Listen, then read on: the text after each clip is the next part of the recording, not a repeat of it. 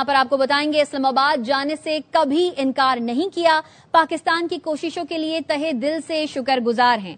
ईरानी वजीर खारजा की एक्स पर पोस्ट। अब्बास इराक्ची ने लिखा, अमरीकी मीडिया ईरान के मौकिफ को गलत तरीके से पेश कर रहा है। हमें जिस चीज की परवाह है वो हम पर मुसल्लत गैर कानूनी जंग के खात्मे की शराइत हैं। इसी पर बात करने के लिए हमारे साथ मौजूद हैं सीनियर एंकर पर्सन वसीम बदामी साहब। बदामी साहब, एक तासुर था कल तक कि ईरान शायद जंग का खात्मा नहीं चाहता है, लेकिन आज जो अब्बास इराक्ची की जानिब से ये ट्वीट किया गया है और उसमें उन्होंने कहा है कि हम पुरअमन हल चाहते हैं, जंग का खात्मा चाहते हैं, लेकिन जो गैर कानूनी शराइत हैं वो हमें कबूल नहीं। कैसे देखते हैं इसको?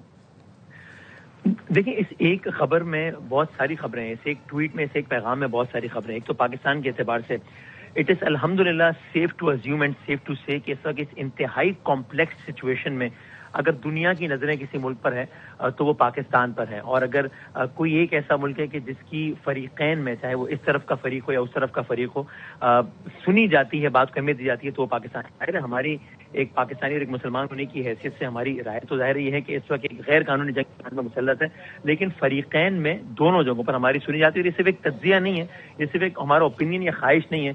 खुद जो सबसे ज्यादा मुतासरा मुल्क है यानी कि ईरान, जब उसकी सबसे मुताल्लिका शख्सियत यानी कि वजीर खारजा ट्वीट पर पाकिस्तान जिंदाबाद कह रही है और कह रही है कि हम पाकिस्तान की इस बारे में जितनी भी कोशिश उनको सराहते हैं, तो इससे बड़ा सबूत और कोई चाहिए नहीं। तो एक तो ये पहलू है इसमें।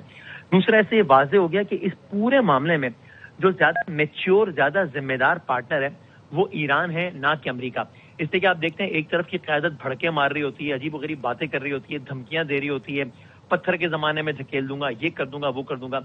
और दूसरी तरफ वो फरीक है जिसके बच्चे शहीद हो, जिसकी सारी लीडरशिप शहीद हो चुकी है, वो भी आज ये कहती है कि हम बात करने को तैयार हैं, लेकिन ऐसा नहीं होगा कि आपकी अपनी मर्जी से जंग शुरू हुई और आपकी अपनी मर्जी से आपका मूड हो गया तो जंग खत्म हो जाए, 4 महीने बाद फिर आपका मूड चेंज हो जाए, फिर आप जंग शुरू कर दें। ऐसे मामला नहीं होगा, ये मामला वंस फॉर ऑल तय होगा। तो ईरान ने भी बहुत अच्छे अंदाज से 2 पैगाम दिए। एक ये कि वो जंग के खात्मे में संजीदा है, दूसरा ये कि वो बिल्कुल भी सहमा हुआ नहीं है, और अगर अब जंग का खात्मा होगा तो वो सिर्फ अमेरिका की शराइत पर नहीं होगा, वो ईरान की शराइत पे होगा।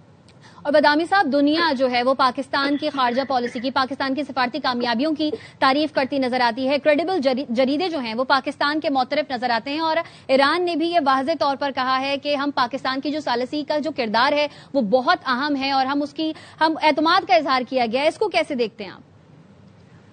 देखिए, आप इस सारे मंजरनामे को आज से कुछ साल पहले के मंजरनामे से आप सोचें तो आपको नजर आएगा कि ऐसा शाज़ो नादिर ही हुआ है दुनिया की हालिया तारीख में, खित्ते की हालिया तारीख में ऐसा कभी नहीं हुआ कि इस सतह का मामला चल रहा हो, पाकिस्तान को इस तर्ज की अहमियत हासिल हो।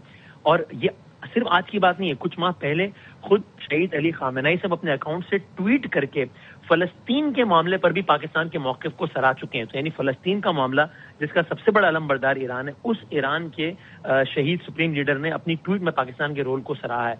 तो चाहे फलस्तीन का मामला हो, चाहे ईरान का मामला हो, चाहे ईरान अमेरिका जंग में मुज़ाकरात का मामला हो, फरीकैन पाकिस्तान पे एतमाद का इजहार कर रहे हैं। और अल्हम्दुलिल्लाह इससे ज्यादा मैच्योर डिप्लोमेसी हो नहीं सकती। And we will only hope and wish and pray कि ये मामला पाकिस्तान की ही सालिसी से इस अंदाज से इख्तिताम पजीर हो कि इसको हम एक मुस्तकिल हल कह सकें, ना कि आरजी अमन। ठीक है, वसीम बदामी साहब हमारे साथ मौजूद थे, आपका बहुत शुक्रिया।